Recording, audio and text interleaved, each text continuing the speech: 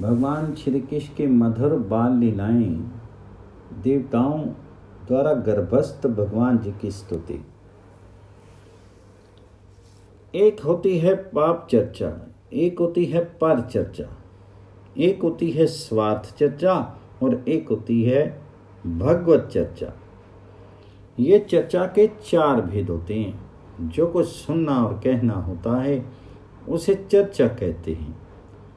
पाप की बात, बुरी बात सुनने से रस आवे और कहने में रस आवे तो वह पाप चर्चा है। ये श्रद्धा त्याज्य ही है। दूसरी होती है पर चर्चा। दूसरे में क्या गुण दोष हैं, दिन रात इसकी चर्चा करना, इसका आजकल लोग सम आलोचना नाम देते हैं। सारे अखबार इसी पर चलते हैं और इस पर चर्चा को उन्नति माना जाता है। दूसरे की चर्चा होने में दूसरे का नाम, रूप, कर्म मन में आता है और वह मन में आकर के हमारे जीवन को वैसा ढाल देता है। पर चर्चा बड़ी बुरी चीज है और इसे जो करता है उसको स्वहित की चर्चा करने का भी अवकाश नहीं मिलता। पर चर्चा के व्याज से वह अपना अहित कर बैठता है, क्योंकि निंदा करना, दूसरों के दोष बताना, दूसरों के दोष देखना अधिक प्रिय लगता है। उतना अधिक प्रिय गुण बताना नहीं लगता है। गुण सुन करके ईर्ष्या होती है, मन में दोष दर्शन की भावना होती है। दोष सुन करके चित्त में प्रसन्न होना गिरे हुए मनुष्यों का स्वभाव है। वे दूसरे के दोषों को सुन करके प्रसन्न होते हैं और गुण सुन करके जलते हैं। वे जिसको सुन करके प्रसन्न होते हैं वही चीज बार बार प्राप्त करना चाहते हैं और उसी को मन में रखना चाहते हैं, मन में भर लेते हैं, ये कहने के लिए कि हमने उसके बारे में अमुक बात सुनी थी। आपको मालूम नहीं, परंतु उसकी सारी बात हम जानते हैं। मन में प्राय पापों को भर लेते हैं। पर चर्चा कहना और सुनना बहुत बुरा है। तीसरी होती है स्वार्थ चर्चा। अपने काम की बात, अपने घर की बात, अपने व्यापार की बात, अपने हानि लाभ की बात, परंतु वह स्वार्थ चर्चा भी यदि असली स्व जो भगवान हैं इनसे अगर रहित होती है, इसके आधार पर नहीं होती है, तो ये भी पाप चर्चा बन जाती है।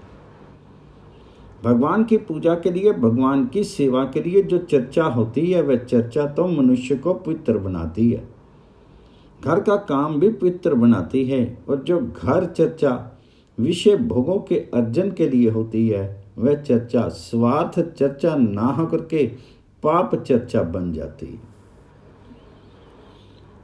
चौथी है परमार्थ चर्चा या भगवत चर्चा। भगवान जी की बात, कानन दूसरी बात सुने नहीं, कानों में दूसरी बात आई ही नहीं और आए तो सुहावे नहीं। नहीं सुहावे जग की चर्चा, एक दिलवर की चर्चा सहती। ललित किशोरी जी ने कहा कि हमें जगत की बात सुहाती नहीं, उसे हमारे सामने मत करो। दूसरे लोगों को आश्चर्य होता है कि पागल है, मनुष्य है, मूर्ख है, कुछ जानता नहीं। जो जगत चर्चा में निपुण होते हैं वे ऐसे आदमी को मूर्ख मानते हैं। वे कहते हैं कि ये समझता नहीं है, इसमें समझदारी नहीं कि जगत में क्या होता है। हमारे गोस्वामी जी श्री चिम्मन लाल जी गोस्वामी अखबार नहीं पढ़ते तो उनको बुद्धिमान लोग मूर्ख ही मानते हैं। इस जमाने में ये अखबार नहीं पढ़ते तब जगत में क्या हो रहा है ये इनको मालूम नहीं। जब पाकिस्तान बनने लगा तो एक दिन हरि बाबा ने कहा कि ये जिन्ना कौन है। उनको मालूम नहीं कि जिन्ना कौन है। एक एक लड़के से पूछिए, वह सब बता देगा और जो नहीं बता सकता वह मूर्ख है। मूर्खता अच्छी नहीं है, परंतु वह मूर्खता अच्छी है जो भगवत स्मरण में निपुण बना दे और जगत के बारे में मूर्ख बना दे। वह मूर्खता उपादेय है, अच्छी है। इसलिए अध्यात्म चर्चा और भगवत चर्चा में अत्यधिक मन लगे और अन्य चर्चा के लिए अवकाश नहीं मिले, उसकी बात तो कभी पूरी होती ही नहीं।